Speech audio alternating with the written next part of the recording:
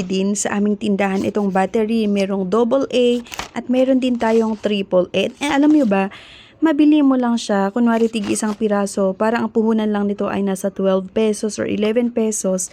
Pero binibenta namin dito sa aming tindahan ng tig 20 pesos itong tatlo. And kung gusto naman nila isa-isa, ayan, tig 5 pesos, 5, 10, 15, 20. So, diba, kung isipin mo yung 11 to 12 pesos na puhunan, then ibebenta mo siya ng tig 20.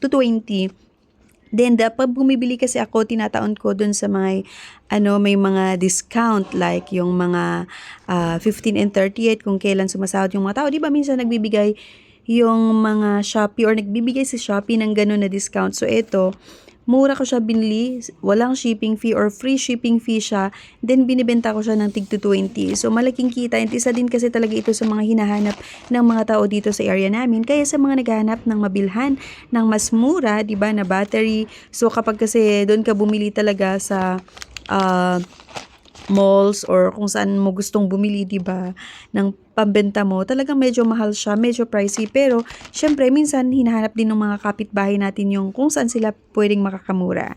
So ito nga yung nakita namin, and legit naman siya kasi napakarami talaga yung bumibili nito.